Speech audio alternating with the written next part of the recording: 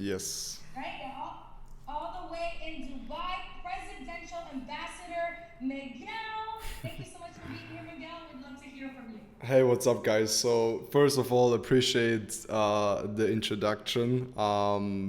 Very, very humble to be here, guys. And heard a lot about your guys' team, especially from Matilda when I was with her in Lebanon. And I know that you guys are really crushing it and that you guys have a very strong unity. I can definitely tell you that before I even knew that you guys are in iGenius. I already knew your name. I didn't know what was going on and what happened and who came and whatever, but I already heard you guys' name. And you can definitely be proud of that because, when people already know about your team movement and what you guys do without me even knowing someone personally and other people, like it speaks for itself and you can be very proud about that. And also, just a quick question, like what did you guys need to do to qualify to be on this call? Because I heard Dre, right? It's like a qualification thing, 100, something like that.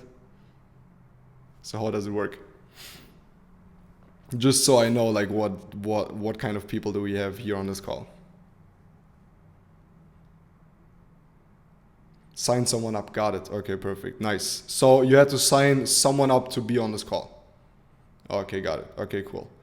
Okay, got it. So you guys are already part of the 20% club in success in network marketing because most people don't even sign someone up. So congratulations on that. So I was asked today to talk a little bit about my story. It hopefully may inspire you guys because I believe through stories we get to understand this business better. We see it from different perspectives, and we can also maybe relate sometimes.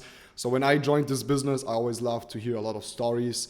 At one point, I could even tell the story of my mentor better than my story because I listened to it so many times and to other people. And I believe that's an important process because first you copy people and then you become your own story yourself. So I'm going to talk about that and then also how to identify or basically how to build leaders. So it's going to be a half part. First half an hour, I would say the story. Probably I'm going to be a little bit faster, and then the training regarding leadership because that's what we at the end of the day need in this business. That's what we need in this world, right? There are too many followers and too little leaders. So becoming a leader is not only the way of becoming successful in this business, but also contributing to society and to today's world at the end of the day, right? As you guys know, there are too many followers, too little leaders, and that's true to be said. So first of all, as you guys already know, my name is Miguel. I'm currently 26 years old. I was born in Namibia in Africa. This is on the left-hand side on the map above South Africa.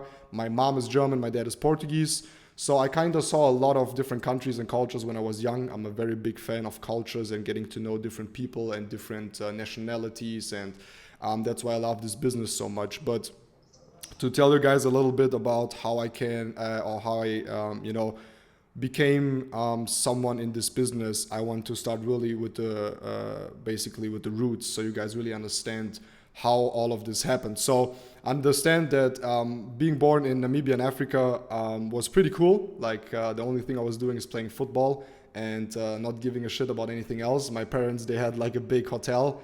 It's kind of like a hotel camping African kind of style thing. It was directly near the Angolan border. And my dad is Portuguese, as I said, so Angola is a Portuguese colony, so that's why he lived in Angola. My mom left Germany when she was 18 for an apprenticeship in Namibia, which is like a German colony. So that's how they kind of, got together. That's why I come from Namibia, because some people can't even understand why I was born in Namibia. So I was not born on a holiday. We really lived there. I lived there and spent there my first 5 years of life. I don't remember a lot of stuff. I still remember a little bit of the war. So you have to understand, in Angola, which was directly a couple of meters next to us, there was, as I said, just one river, and there was like a guerrilla war, like a civil war in Angola going on. So United Nations came to us many times and told us that we need to leave the place. We are too near to the border. It can, swap over. It's too difficult and it's too dangerous to stay. And my parents, as you might believe, you know, if you build a business, they build it at that point for 15 years. You don't just leave your business. You don't just leave your life, everything you have built up. So they basically built up that business from ground zero, made it a very successful business. We had like very international popular people being with us, right? They slept at our hotel, stayed there. They made their safaris with us and stuff like that. So it was a well-known place. So my parents didn't want to give it up. So me growing up, I understood that there's something going on. I understood that we were threatened. I understood that my parents, you know, had a lot of problems in their relation, in their marriage because of this. Because I believe if you build something big together and then you're about to lose it, you know, you also get problems in between. So my parents ended up separating because we lost the business, and we lost the business because of a bad story at the end of the day. There's Windhoek basically is the main capital of Namibia, and there's another big city which is called Rundo, and Rundo was the place the people came to then drive 2 hours to our place, right? So there's only one street, as you might imagine in Africa. There's just one street, and on this street there was a French family completely massacred and killed. So it went through the news, and the problem was that no one would come to visit us anymore, right? So the business was slowly going down. My parents, you know, as I said, got a lot of problems. They kind of left the business, and my mom was not ready at the end of the day to, you know, stay in Africa with me, my little sister that just was born, alone, right? So she went back to Germany. So with 5, I moved to Germany, and basically I didn't really understand what happened. Now imagine I was 5 years old in Africa. I was playing football, running around half naked and doing whatever I want. I didn't go to the kindergarten. I didn't give a shit about anything. That's a free life there. So I came to Germany, where somehow in the kindergarten now I had to do puzzles. I had to do this. I had to do that. And I didn't understand shit. I was always a person that loved communication. I was never someone that loved to learn about, you know, how to write and all these small details. I was a free spirit, you know, communicating with people and just being myself. And when I came to Germany, I did not join school for another year. They pushed me for another year because they said to my mother that your son is not even capable of doing a puzzle, so he's not ready for school. And it's not like because of intelligence that I was not ready. It's just like I never have done this. Like in Africa, you don't do this kind of stuff. So I kind of didn't fit in. That was my first feeling. Also growing up, you know, then later growing up with a single mom, and I love my mom over everything. She's like my hero. She's my mentor. She's a brother. She's everything. So I learned so much from my mom for this business. So it set me up for being successful, I would say, in this industry, because she taught me a lot about respect and how you have to push through. She worked like 3 jobs all the time.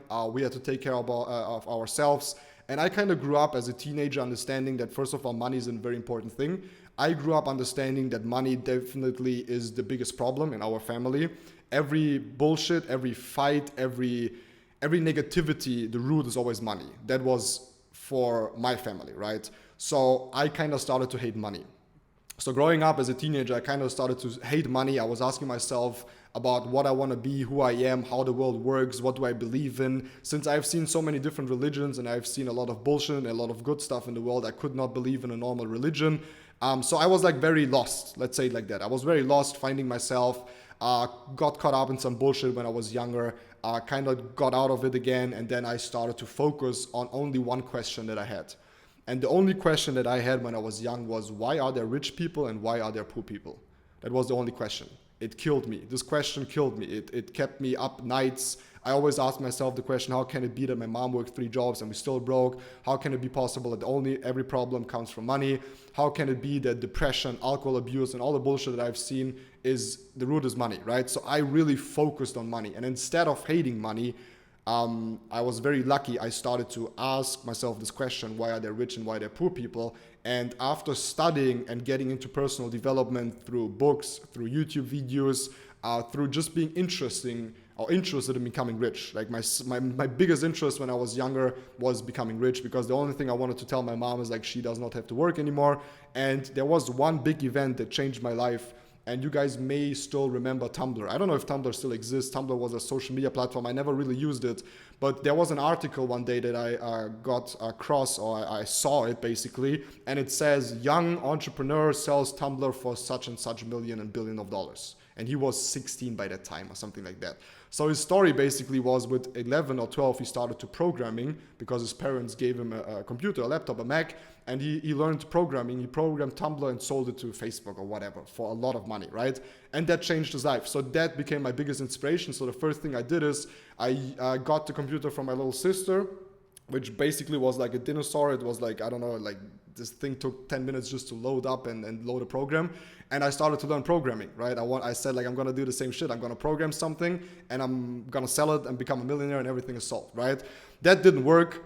So I tried something else. I got caught in some bullshit. We started to, you know, when I was younger, to think of selling diamonds and whatever bullshit. When you're young, you have stupid ideas and sitting there with friends. So I tried a lot of bullshit. And later on, going through personal development, Rich Dad Poor Dad, The Secret. Secret was the second thing that changed my life. So the first thing was the question, why are there rich and poor people? Second was this Tumblr thing. And the third thing that changed my life or set me up to become a networker was that I read the book The Secret, right? The Secret was presented to me by my best friend and his father. His father was an entrepreneur and he told us, read this book and you guys understand. So with 16, 17, I read the teen version of The Secret by Rhonda Byrne, which you guys might know, right? There's also a movie on Netflix. So for the people that don't know, The Secret basically just says that there's like a law, like the law that what you think will be manifest itself, and there's a law of positivity and your thoughts really matter. So that for the first time was my answer to every question. It answered all my questions. It answered why there are rich and poor people. It answered why I feel lost. It answered why a normal religion is not satisfying for me. It answered a lot of stuff. So I became a student of the law of vibration, the law of positivity, mindset. I started to dig deeper into this law by reading the Master Key System, by then swapping over to more financial stuff like Rich Dad, Poor Dad, and all this kind of stuff, right? All these books that we know and that are a basic, it's like the Bible for us entrepreneurs in network marketing, right? So when I turned 18, I was approached on a party. I was the driver, so I was the only one not getting drunk, right? Because I had to drive the car. And this party, it was a party of my best friend's birthday, and he said there was a next guy, a new guy introduced into our clique or into our gang, or however you want to call it, friendship group. So he was kind of weird, right? Like he was completely drunk. He was talking back and forward to me, like trying to make contact. And he asked me like, what do you do? And I said, I'm currently in a business school. And he said, oh, nice. I'm also in business. I have my own business, blah, blah, blah. And he was too drunk to explain me. So what he said is, hey, tomorrow I just sent you a video, right? And I'm like, okay. He sent me this video next Sunday, about 1 p.m.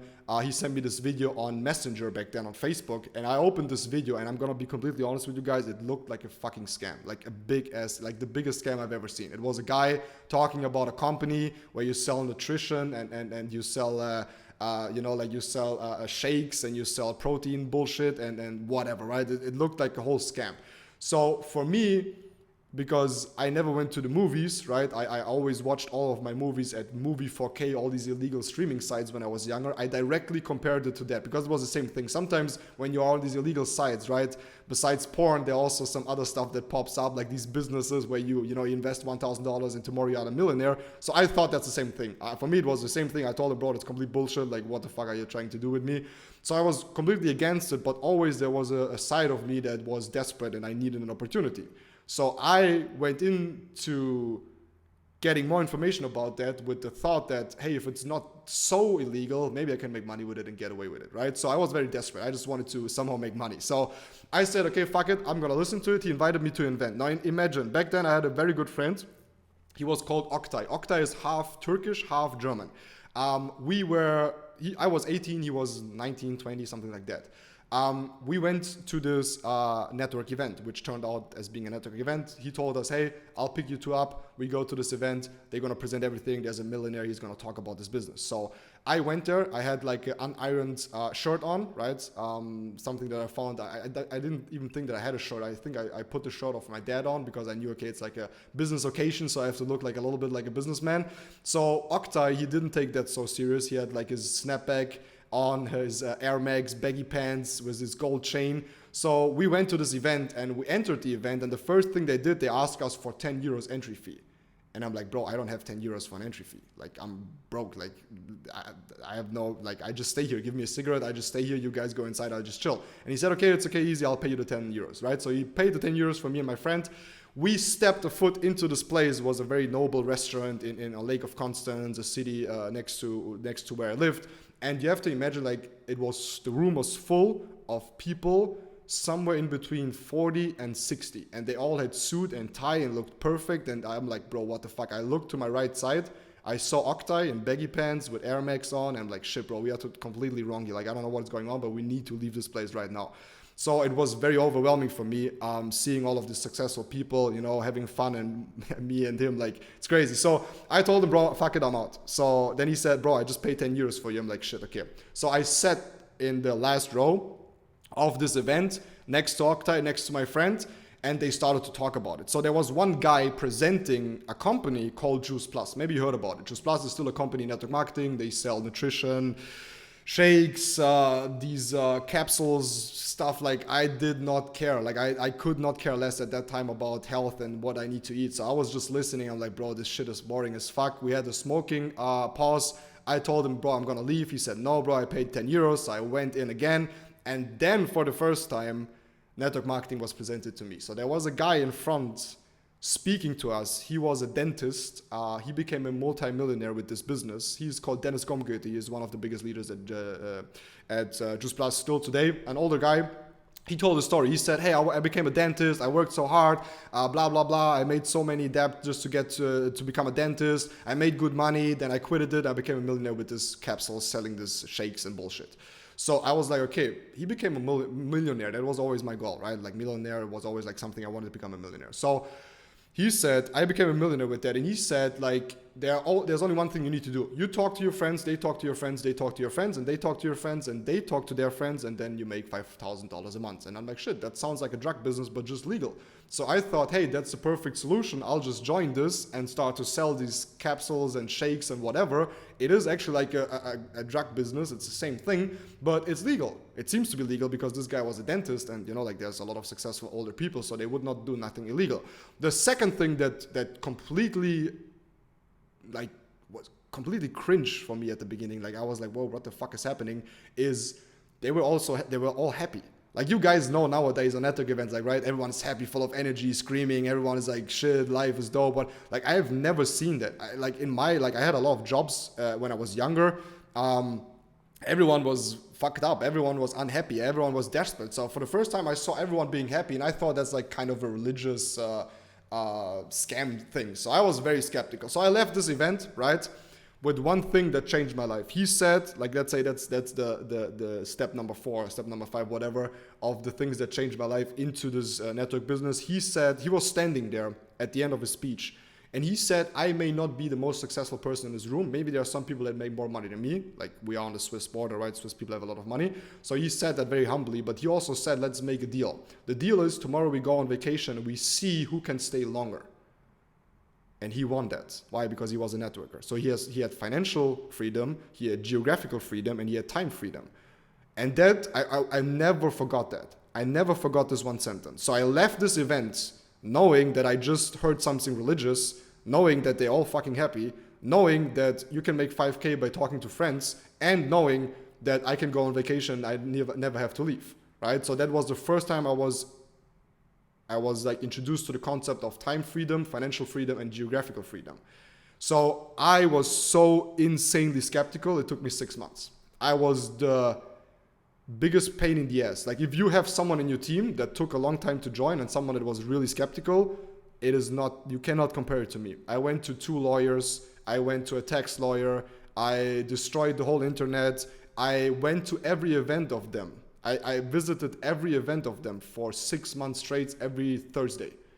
I just sat there and I just looked at it, and I always had questions. I completely destroyed them. At one point, there were 5 top leaders sitting only with me on one table explaining me the business. And I'm like, guys, is there no one else coming? And they said, no, today we focus on you and you finally sign up. I didn't sign up. So it was really, I was really green. Like network marketing definitely changed me, but I was really, really green, right? I was like I was so skeptical, guys. So At the same time, I was being approved for university law in the Lake of Constance, which is a very well-known university, which was always my goal to study law. So besides that, I knew if I do network marketing, I cannot do something illegal, right? Like I cannot study law and do something illegal. So I was very, very skeptical. Imagine, guys, I was like, you know, like, and that's maybe a little bit of a learning for you guys when you are prospecting, is you have to understand, I was brought up in a family that alcohol abuse, no money, all the time money was a problem. All of them, like everyone I knew, my whole family worked hard. They had 3 jobs and they still were that broke. So I could not understand that how is it possible to do something like this and it's legal, right? It's made no sense for me. So that's why I was so skeptical. So I basically ended up joining because I could not find nothing against it, right? I just couldn't. I just joined, but imagine I was too broke, so I joined only with the license. So in other network companies, that's a blessing in iGenius, you have to pay for a license to just distribute, to just market the products, right? So in iGenius, we don't have that. But in other companies, in Just Plus especially, I had to buy a license, which was 100 euros back then, right? The 100 euros came together with my mom giving me some money, my sister not giving me some money, but I took it anyways, and the rest of the money was mine, right? So it was like 3 parts to get $100, and I joined. So I didn't even have money for the products. So I joined this business, not having any products, never tried the products, and then I started to do the business by doing one thing, and that's messaging everyone on Facebook. So I was the annoying guy that messaged everyone, hey, I have a new business, you have to come listen to it, and everyone said, fuck you, Miguel, everyone. Basically, everyone that I messaged said, fuck you, I don't want to listen to it, you know, what the fuck is wrong with you? Like, no one even had interest in it, right? So the next thing that I did is, I went to my upline and I complained, right? I said, like, this business doesn't work, it's bullshit, no one wants to listen to it. And he said, hey brother, no problem, I just sponsor you 2 people and you get another 2 people. And then we make the first rank, right? So I said, okay, that's cool. Like, if he builds your business and I do a little bit, that's cool, let's get it. Like, that sounds smart. So what I did, he gave me like a cold approach script, and I started to message. Now, understand guys, back then I was 18. I was skinny as fuck. I never went to the gym. I had no idea about health. And now I started to sell health products to single moms that are desperate because they are, you know, a little bit overweight. And what I did is I used a script and I posted it into Facebook groups. And the script said, if you want to lose weight, blah, blah, blah, message me, blah, blah, right? So I started to sign up single moms. And the crazy thing is, they sent me their IBAN and they sent me their bank details on Messenger. So my Messenger today on Facebook is still full of bank details because back then no one knew it better, right? It was the first time that selling on social media started. It was like 7 years ago, right? So that's insane. I cannot believe how we did that and pulled that off. So I had no idea, skinny as fuck, no idea about gyms and losing weight and whatever, but it worked, right? We sold the shakes for 180 euros. And I got an impactful, life-changing, beautiful commission of 16 euros. That was my first commission. So my bank account, the first report, do you say report? Like the first report that I got from the bank was the 16 euros, right? That was the first time that money came into my bank account when I was 18. I took this bank report, the thing, and went back to my mom and I smacked this thing on the table, like like the paper, right? I smacked it on the table and I said, business is booming. And my mom looked at it and she's like, bro, that's like 16 euros. Like, what the fuck? And I'm like, mom, you don't understand. It's not about the money. It's like they sent me money. Right? Because I was so skeptical, it was insane for me that they really sent money on my fucking bank account. And that changed everything in network marketing. That was the first time I caught fire. It was not about the money, but it was like, shit, I made 16 euros, bro. So what I did next is I completely escalated, right? After school, the only thing I was doing is like closing single moms into this business, losing weight, right? So what happened is, we also had other people joining, like gym guys, whatever, and they started to ask me questions like, how do I do this? And how do I do this? And I'm like, bro, I have no idea. I just Googled it. So I just Googled it. I sent them a YouTube video. I said, like, just do this, bro. That's gonna be enough, right? So I started to come up with concepts that I don't even understand to just tell them what to do. So it was a completely scam, right? But it worked. So I made my first $200, my first 160 euros, whatever. Now there was a very big rank where I needed to hit 21 sold shakes, and one shake is 180 euros, right? So I had to sell 21 shakes of each 180 euros. I finished the month with 19 because my Facebook account got blocked. My second Facebook account got blocked. The Facebook account from my mom got blocked. Facebook account of my dad got blocked. I moved to my dad because the internet was taken down in my mom's place for a week. I never spent a week at my dad's place. I said, Dad, I love you so much. I just want to spend a week with you. So just so I had Wi-Fi. So then I was completely fucked because I didn't achieve the goal. So I was so demotivated afterwards. I got like 200 euros. Like guys, I sold 18 or 19 packages, each 180 euros to get like 160 or 200 euros. I'm like, bro, that's dumb. It makes no fucking sense, right? So I completely quit it. I was so I did everything, guys. I was so fucked up. So I completely quit it. 4 months later, I was like deep into university. Like I started to study a lot for university to qualify. So I didn't focus on the business anymore. So I completely quitted this business. I was still sometimes on a Zoom call, and I was the definition at that time. I was still doing the business, but I was the definition of being focused on the business and doing stuff for the business, but nothing that is a money-making activity. So I had like folders for every information about the business. I was the type of guy that said I first need to understand everything about the business before I ever talk about it again. I was just busy, but I was not productive, right? And that was like for 2 years. So I was 2 years straight in network marketing, not doing shit. Now, after I qualified for university, so I got the letter of that they accepted me for university, my goal was done, right? That was my biggest goal. So what happened is I moved all of my stuff from my desk for studying for the high school, right? And I had a vision board because at Juice Plus, they always said, you need a vision board. So I had a vision board, and on the vision board, it said, become successful in network marketing. And I'm like, shit, there's still like a bill open. There's still one thing that I need to finish because I'm very, you know, if I say something or if I say something, I write it down, I really need to do it. Like that, my ego is too high for it. I need to complete it, right? Still today. So back then I said, shit, I need to become successful in network marketing. A little bit faster in the story, I joined a company called iMarkets Live. IM nowadays is also a trading company. That was my first company. I went all in. First company that I went full time. First company that after 3 months I quitted my law studies, crying, going to my mom, telling her I'm going to quit. I found what I want to do. My mom said, shit, but she said, I trust you. So I pushed forward. I became a P5K in IM after 8 months. Means I made 5K, moved together with my girlfriend, provided for my mom, paid her 500 euros plus another 280 euros a month that she got from the government because I was still qualified as someone that is studying, but I was not actually studying. So my mom made enough money to have a better life because 500 euros or $500 changed our life or my mom's life. So she could get off social government support, which was a blessing for her because it really sucks to get money from the government because they ask questions all the time. They want to know all your income. And out of the 3 jobs, 2 of the jobs my mom was doing were illegal jobs. Like she was not registered, right? That's how we survived. So I saw that network marketing works. I saw that I have a free lifestyle. And for the first time, I had that feeling that I'm free. So I woke up whenever I want. I started to provide for my mom. I was making good amounts of money. I leased my dream car, which was an AMG Mercedes. So with 22, 23, I had like the dopest life that could have ever imagined very fast. So after that, my business was going down a little bit. So after a lot of back and forward and bullshit with IM, I decided that this company is not fulfilling my morals and ethics, and I cannot continue to build this. And then I got to know Brian McMahon.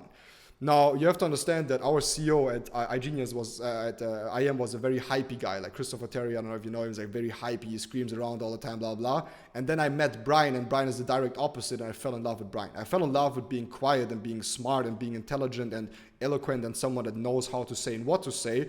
So I fell in love because I'm the same type of guy, right? I'm very chill. I focus a lot of intellect. I like how people speak, how they say it, what they say, not hyping it. So I fell in love with Brian, and I basically joined iGenius, I think, or back then Cuvera, at the least best point, at the baddest point you could ever join a company. Like, if you just look at it from a business perspective, this was the stupidest, like the most, like, how do you say, like the idiotic, it's stupid idea, right? So Cuvera was doing very bad.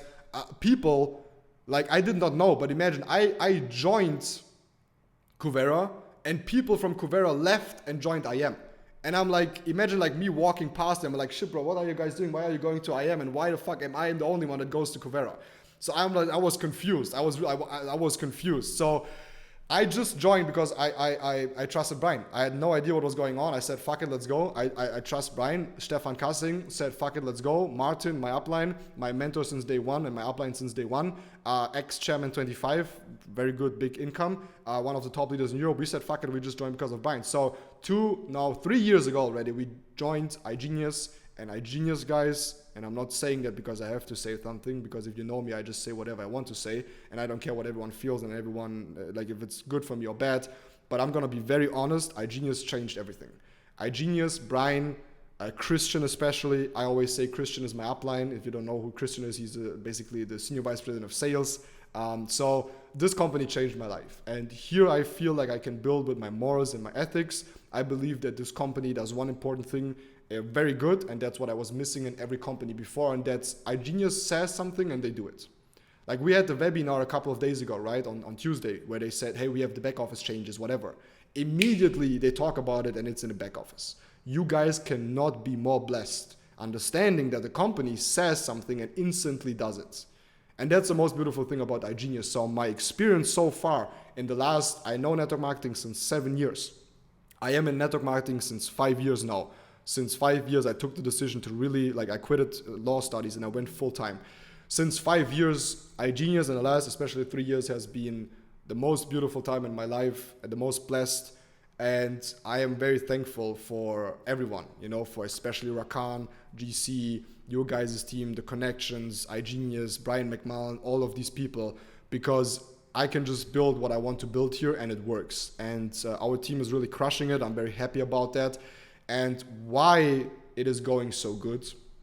And also to add that before I jump over to the last topic, how to build leaders at the end of the day, is that don't only focus in the story, and that's very difficult to explain, you guys, but don't only focus on the timeline and the how my life changed from being broke and asking my mom for money and robbing the other half of money from my little sister to join a network marketing business, up to being a multiple six-figure earner that can, you know, now provide for his mom. My mom chooses if she wants to work. My girlfriend chooses if she wants to work. Basically living in Dubai and having a really nice lifestyle. And I say that humbly, but I really have a very good and nice lifestyle. And I'm very proud of that. Don't only focus on that, but focus on more. And that's the biggest asset that I gained, and the biggest profit, the biggest plus, the biggest whatever you want to say that I gained is the personality that I've become in this business. Like the person that I've become, the mindset, how I speak today, how I see the world today, how strong my mindset is, the financial knowledge that I have, how I can help people. That is the craziest thing in this business. Because I lost a lot of money, I made a lot of money, but the person doesn't change, right? It's insane to see in the next 3, 4, 5, 6 years how like everything's gonna change. How you speak, how you look, like it's so beautiful. So the biggest and the most, like the biggest blessing for me in this business is to see how someone joins and becomes a top leader.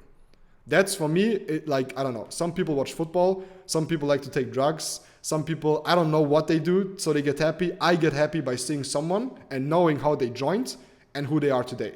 Like, I have a very broad organization in terms of leadership. I have a lot of leaders. So for example, I know the camera blurs out a lot of it, but in the back you see the pin board. These are all of my six-figure earners. I'm still missing 4 of them, like IPAs, Platinum Ambassadors and above. And I know their stories. I know how they joined. I know how fucked up most of their lives were. I know how they spoke the first time to me. I know how they looked like. It's insane. So that is for me like my biggest motivation. That's my vision board. My vision board is the board that you see there. It's just like insane to see how people change. So today I want to give you, besides my story, a little small 15 minutes, max 20 minutes leadership or how I build leaders and leadership training. So if you are taking notes, then the first thing you can write down is like the title of what I'm going to talk about is how to build leaders. Okay, how to build leaders is one of the highest paid skills in the industry. You can be a very good salesperson, but if you are a leader, it is crazy. Why? And I'm going to tell you a little story. So my mentor back then, like, you have to understand, I come from like old school network marketing. So my mentor, his mentor was like building network marketing 30 years ago, knocking on doors. So a lot of stuff that I'm talking about is still like very old school. But my mentor told me once, and he said there are 3 monkeys in this business. Okay, there are 3 monkeys. I don't know if you ever heard the story, but he said there are 3 monkeys in the business, and imagine you go into a zoologic shop. Like imagine you go to a shop and there are 3 monkeys, okay? And all of the 3 monkeys, they are sitting there, they're standing there, and all of these 3 monkeys, they have a price tag on them, right? On the bottom of the cave or whatever you want to call it. So you walk in and imagine there's a monkey sitting there, a cute little monkey, he costs $100,000. Now you look to the left, there's another monkey, monkey 2, he costs $200,000, and then there's a third monkey and he costs $1 million. And they all look the same.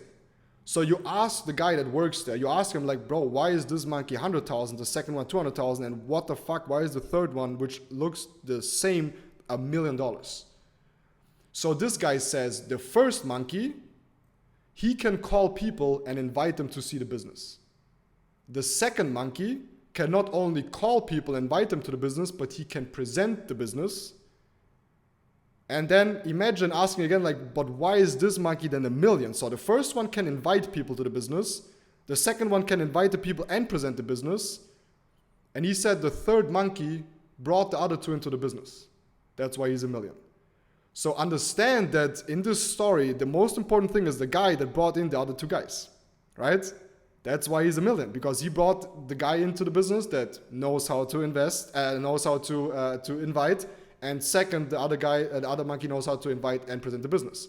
So my mentor always said, become the third monkey, become the one that becomes a leader that has powerful stories and that gets a lot of people into the business and makes them very successful. So how to build leaders? Number 1 is you have to identify potential leaders by using filters. Okay, I don't mean filters from Instagram. I mean filters in terms of accountability. I mean filters in terms of targets. I mean filters in terms of telling them what to do and see if they do it. Now understand that people join because of you, and you guys signed someone up. So this person joined most likely because of you. 80% because of you, 20% because of the company and the business. Most likely they don't even understand the business yet, right? When you joined, you don't understand the business fully. You joined because of the person that presented you the business, because of the first monkey, right? Or the second one that invites and presents the business. So identifying leadership by using filters means when someone joins, normally, and I'm not trying to mess with your system, right? So everything I say, go back to your top leaders, to Dre, ask them if that's okay. I'm trying to put it as easily as possible. Is normally the first step is you give them the onboarding, right? I don't know how you guys do it, but most likely you give them the onboarding. Perfect. So the first filter is the onboarding. So instead of just sending them the onboarding and waiting for them to complete it, or not even complete it, you don't care about it because you directly invite them into the community. What I do is I send them the onboarding and I ask them, until when can you watch it? So they're gonna give me a date and a time. And I tell them most likely it takes half a day. So most likely if you join today, by tomorrow, 1 p.m. you are done with it, right? So he says yes. So that's the first filter. Now I really, really focus on that. If they don't come back at me at 1 p.m. telling me that they did not do it, most likely I have no possibility to work together with them. And I tell them, I say, hey, this is a business. So this is the first filter, right? The first filter is to ask them until when they can do the onboarding. And they tell you, and if they don't come back to you, you know that most likely they will never succeed. Why?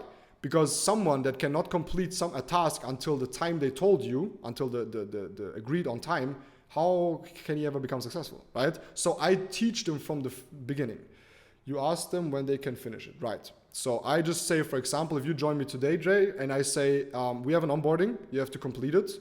Because if you don't complete the onboarding, I cannot work together with you. It has all the basic knowledge, all the basic information, right? So I'll send it to you today, and you should be normally done by tomorrow, 2 p.m., 8 p.m., whatever. Can we agree on 8 p.m.? And you say yes. Then I say, okay, so tomorrow 8 p.m. you come back to me and tell me when you're done, right? Perfect. And then I'll wait if you do it or not. If you do it, perfect, we continue. If you don't do it, I already know that most likely you are not set up for success. Means most likely you're gonna fuck it up. Because if someone cannot send you a DM telling you that they completed a task that you give them, either they don't respect you enough, either they think this is not a business, they have the wrong attitude. So I do it for everyone. So in our system, there is no difference in between customer and networker. Like for us, it's the same. I know you guys work a little bit different, but it doesn't matter what you do at the end of the day, because it doesn't matter if you want to become a trader, a customer, or someone that is a networker, because How do you gonna become a successful trader trading the largest financial markets in the world if you cannot DM someone at the agreed time? Like, what the fuck? So you know already you have to set them up for success. So that's an example of one filter. Second filter that I have is then when I do a game plan with them is, for example, doing a list of 200 people, right? Or writing down their goals and sending them to me. It doesn't matter what you do, just implement small filters to see if they have the attitude for success. If not, you have to be honest to them and tell them that you cannot work together with them. It is not harsh. Don't understand me wrong. I know that network marketing lives on the spirit of thinking that everyone can do whatever they want and you don't have a boss, you don't have... Bro, like most 25-year-old guys, they still ask their moms to make dentist appointments for them. So how do you want to build a fucking business with them? Like, it makes no sense, right? So understand that people are brought, like normal people are brought up as slaves, and the only thing they do is execute tasks. So don't imagine signing someone up and they become a perfect entrepreneur doing everything by themselves. You have to give them targets, assignments, and you have to filter it out and give them feedback if they don't do something, so they understand the dynamic in between mentor and mentee or upline and downline. Okay? And you don't have to do it in a rude way or harsh way. You just tell them, hey, this is a business. If we agree on a certain time, it has to work, right? If not, we cannot do it. So identifying potential leaders by using filters, whatever filter you want to do. There are a lot of filters that you can do. Just, do it however your onboarding is, however your system works. Identify some identify some filters that you can use to see if someone is really doing stuff. Because at the end of the day, I know. So if they don't do it, you just don't coach them one-on-one. I just tell them that I cannot put my time into them. I'm just very honest. I just tell them, hey, if you cannot follow my targets and assignments, I cannot help you. You can continue to be a customer, trade and whatever, but it just doesn't work. Or I just drop them. So they are just customers and I drop them, right? So I know in mind that you are leaders that are upcoming leaders. You signed up your first 1 or 2 people. It's still very, it's still a very different game. But start to implement it by using filters, right? Start implementing to understand that I know, in fact, that's the only thing I really know in life, is that if you join me and you do what I say, I know you become successful. That's a fact. I did it with so many people, right? If you join and you follow what Dre says or Tilts or whoever, you're going to be successful because you're at least going to be at their rank that they are today. So at least I can help you to become a presidential.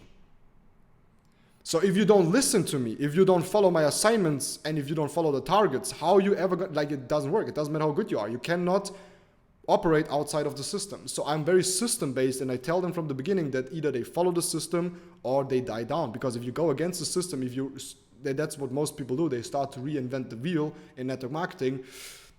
It doesn't work, right? So use a mixture of being more affirmative, using filters, and telling them what happens if they don't comply. It is what it is. It's a business. Okay? I'm not saying that you call someone and you yell at them and you say like, why didn't you lie? I mean like with compassion, you tell them, hey, make them understand why. I cannot work and invest my time. I have 5 other people that want to join my business. They want to become as successful as I am or my mentor, and I can invest more time into them because they listen and follow what I tell them because it's proven to make successful people in network marketing. So if they don't do, and then you preserve your energy 100%, working with people who don't want is draining. Yeah, work with the people that have potential, but don't fall in love with potential. Work with the people that show you that they deserve to become successful. Most important thing in network marketing. Work with them because they deserve, not only deserve it, but work with the people that show you that they want it, not the people that only have potential or deserve it. There are so many people in our business that really deserve it, right? If someone joins you and they completely broke, right? You feel for them. You're like, they deserve to become successful. They seem to be good people. But you're not gonna make someone successful that deserves to become successful. You're not gonna make someone successful that has the potential to become successful. You're gonna make someone successful that shows you that they have the potential, they deserve it, and they show you by following the matrix or the metrics that you give them inside of the business, and that's your system. That's why your leaders have a system, right? So very important. Again, identify potential leaders by using filters. Number 2, build strong relations. Okay, turn communication into connection. Don't like just connect with them, right? Or communicate with them. Connect with them. Most of you guys, you're only communicating, but you're not connected to your people. You're just communicating with them, but you're not connected to them, right? So turn this communication into connection, so build real relationships. I'm gonna be very honest with you guys. my leaders, the people that are leaders, are the ones that I focused on the most, which makes sense, right? But also the ones that I like the most. It is I can make someone successful that I don't like. It's not about that. But most likely, the people that are your leaders are people that you really love and like. These are people that you love to spend time with because it happens organically. It happens automatically. You love to spend time with them both sides, and you just become mentor and mentee. And if you follow someone that already did it and listen to what they say, you're going to become successful. Information changes situation. So I have a good connection with most of my leaders, a really good connection. And even if there's not so much connection, there's still respect, right? Don't fuck around, it's a business, okay? Then the third thing that I can give you is always have a game plan with the people. Especially the people that you have filtered, especially the people that deserve to become successful by showing you, right?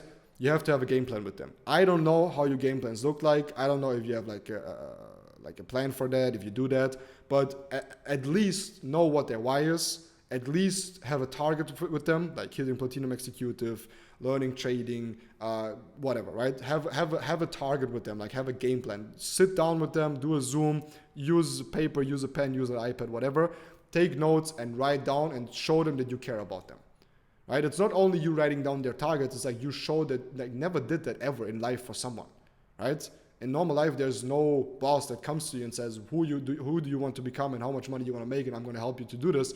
Like, no one does that, right? So you show them that you really care. You make them feel home. You make them feel like you are their partner, not only their upline, not only one that like a boss, but just have a game plan with them, right? So my game plan normally is like, what is the why? Second is like short-term target, which is Platinum Executive, core rank.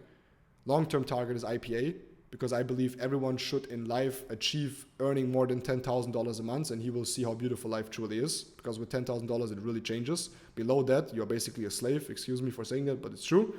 So that's why I give them the vision, right? Number 4 is a list of 200 people, and that's another filter in my system. And number 5 is inviting them for a launch call. This is my game plan, what I do with the people, with everyone that joins me, okay? For you guys, most likely it will be for everyone that wants to do network marketing, okay? So that's my game plan. Now, after the game plan, event, incentive, trip, whatever. Like I've learned from one of my mentors back then, and that's how he built a very large organization, currently the largest organization in Europe, but we are taking it over. He always did one thing, and he traveled with his mentors and leaders, right? So I always saw what was before the launch call, the list of 200 people. So number 1 is the why. Number 2 is short-term and long-term target. Number 3 is, was it the list number 3? Now I'm confused myself. So number 1 is the why. Number 2 is short-term and long-term target. Number 3 is 200 people. Number 4 is launch call. I just said it. Now I'm confused myself. I'm missing one thing. Yeah, reward. So why? Perfect, Jay, got it. Why? Short-term target, long-term IPA. Perfect, got it. Now, normally, like the short-term and long-term target is 1 point. That's why I guess I got confused, but you can do it like that, right? So the why, short-term target, long-term target, list of 200 people, inviting for the launch call, okay? Or like one-on-one calls or whatever you do. Now, the next point that I started to talk about is events, incentives, or trips. Try to get them on an event, incentive, or trip. And why? Because one mentor once told me, and he was a top leader in our company, the fastest, youngest success story. And I asked him like, what is your key? What is your whatever, right? What is your secret? And he said, recreate experiences. And I didn't understand it. I was like, what? Like, imagine you have the balls to approach someone that you really, really, really, you model someone that is like a very successful person, that is the number one. It is like approaching Drake or Justin Bieber or whatever, and asking him a question. It was the same for me. So I asked him, like, what is your secret? He said, recreate experiences. And I didn't understand shit. I was really disappointed by the answer. I didn't understand it. But nowadays I understand that the most important thing for us is recreating the experiences that we had to gain the belief in the business that we have. Now, I told you about 5 things that set me up for network marketing success, 5 things that had to happen. And there are so many more things. My first event, first time driving a nice car that was fully paid through network marketing, first time traveling to another country with network marketing or leaders. So there are things that changed your belief and you have to recreate it with them. So the first thing that we normally do is when we sign someone up, we try to get them to an event, right? Event, incentive, or trip, or whatever it is. So just write down recreate experience, right? That's how you build leaders. Number 4 step, recreate experience. And whatever experience you had, whatever experience, and we just named one of them, event, incentives, trips, you know, getting like, introducing them to your top leader, for example. So normally the first event is where you create leaders, right? The first event is where people really see what is happening and they take this decision. So event is a legit point under recreate experiences, okay? Number 5 is belief and decision. 2 days ago, I was presented again with a leader showing me that belief and decision is the most powerful thing in his business. And belief and decision also has to do with recreating experiences. It has to do with gaining trust and pushing people's belief in the company, in what we do in the industry, and taking decisions, okay? So Jamie, for example, she just hit presidential ambassador a couple of days ago on Thursday. And she messaged me on Thursday... On Thursday morning, she messaged me and she said, I'm currently sitting at 150,000 K and I'm gonna hit presidential today. And I'm like, bro, that's like 100,000 points or more, right? She was 140, 130, whatever. She said, I'm gonna hit presidential today. And like, don't get me wrong, guys, I believe in my people and I know she's gonna hit presidential, but I was like, bro, like, you have a couple of hours left, 100,000 points, like in one day, like what the fuck? And she has been talking about that for 2 months straight, 3 months. She already 3 months ago told me on this day I'm gonna hit presidential, that's the plan, and she had like a whole plan for everything. So I don't know how she did it, but I have so much respect for it. And it showed me again that belief and taking a decision is the most important thing. 3 months ago, she took the decision that she's gonna hit presidential that day. She believed in it, she pushed the belief in every team, and they had a whole plan. A whole fucking plan to push 150,000 volume points or 100,000 volume points in one day, right? And before that, the week before, on Friday, she was at 110 points. So actually in 1 week, she did 90,000 points, right? And I've never seen that. So that showed me again, and that's why I put this on the list that I'm reading out of and teaching out of that I put together today for you guys, is belief and decision. And you as a leader, you as a mentor, as an upline, the only thing you have to do is you have to give them the belief and you have to help them to make this decision. That's what we every day do. Our job, your job with every person you sign up is putting the belief into them and helping them to take a decision, right? And by that, we had 2 new IPAs. One of them was at 9,000 points when we had our convention, and that proves again my point that events change lives. That's where people gain belief and decide for something big. So we have new 2 IPAs. One of them on the 1 month ago, that's when we had our convention in Germany, right? Marie had 9,000 points in her back office, and Lena had 11,000 points in her back office. They hit IPA, right? So they both created each 45,000 points in basically the last week, right? So that's the same thing. So again, it was presented and shown to me that the belief and the decision, because they both told me they took the decision 100% and the belief to do this after the event. I called them to congratulate them, and I said, why and what did you guys do? And she said, belief and decision. I took the decision after the event, and Jamie, our leader, made us believe that we're going to do this, right? So that's how you build leaders. The last step, and that's really the last one before I give it over to you guys to respect your time. Now, leadership is not only pushing belief, pushing them to make a decision, recreating experiences, traveling with them, incentive trips, going on events with them, game planning with them, using filters. It is also sometimes to just let them fall. There's a certain period of time where you need to let them fall. Means you just completely let them do their thing. Now I know some leaders are completely against that. Some leaders are completely for it. I'm in the middle. I'm a mixer of a dictator and a laissez-faire leader. So I'm like the mix of it. So I'm not like 100% dictator, but I'm also not 100% laissez-faire. And laissez-faire means like I don't give a fuck, right? So I'm in the middle of it. But I have learned that pushing individualism in leaders that I can really trust and letting them fall by saying, okay, now I've taught you everything. Now you have to go to your own struggles. And I had a lot of struggles with Jamie, with all of my leaders, right? Them calling me willing to quit, them calling me being pissed off, them like that's completely normal. That's what you have to go through if you coach and mentor people. But I always knew that leadership also means that you have to let people run against the wall and hope that they don't break. So after I've put everything into a person, teaching them, setting them up for a leader, which normally takes me 3 months. It takes me 3 months to take someone from zero to have the mindset to hit IPA. Because my plan is always 0 to 6 figure, right? 3 months. 3 months is what it takes me to build the basis. Normally they hit ambassador in this 3 months, at least diamond, ambassador, and then I let them run, right? That's how I do it. So I understood, and it's very painful to do that, right?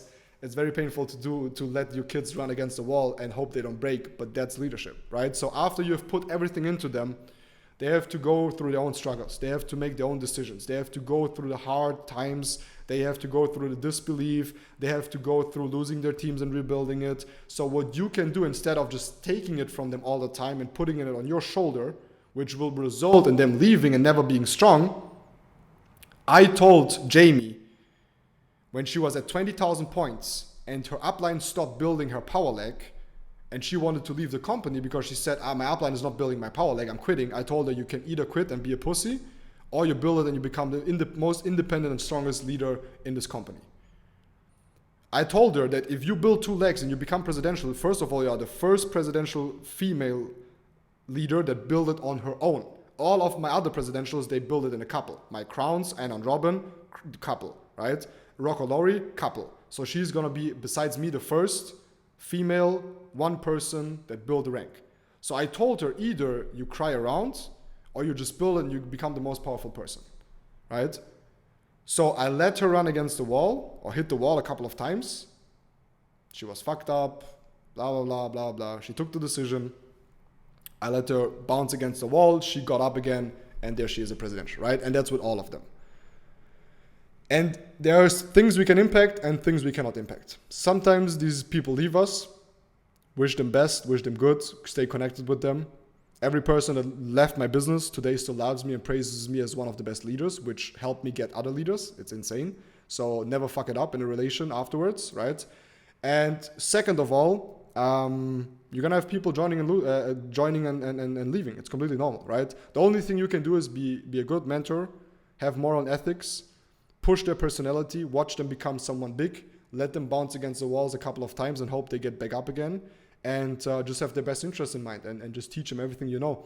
And yeah, that's actually at the end of the day the answer to how to build leaders and what I do, guys. Now I know I have a very different approach. Some leaders will say this is bullshit, this doesn't work. It worked for me. I'm not saying that it's gonna work 100% for you. I think you have to combine it with your own spice and your own style and what your leaders say, but it's definitely a thing in the essence, and that's the most important thing, that we never change the essence of network marketing. In the essence, this is gonna work for you because it worked for me. Okay, so by saying that, really appreciate you guys' time. Hopefully it helped you guys. I would love to hear, get your feedback in the future. If there's one thing that you took today that really helped you, I always love to hear that because I want to know if what I teach works. I know it works, but it's good to have feedback on that. So if you have any feedback in the future when you use some stuff that really worked for you, it shows me again what I'm doing is good and I can give it to people. That's how I prove my stuff. I'm not full of myself and I say everything I say works. I do it by getting feedback. So yeah, guys, I'll give it back to Dre. Appreciate it. Have a beautiful rest of your day, your night, whatever. It's pretty late now here. Still have some Zoom calls. And we see us on whatever event, convention. And stay blessed, guys. Let's get it. Thank you so much, Miguel. Guys, can you drop some ones in the chat? Miguel, that was phenomenal. From the story to the 3 monkeys, my favorite 3 monkeys, okay? Because it simplifies network marketing. It's such a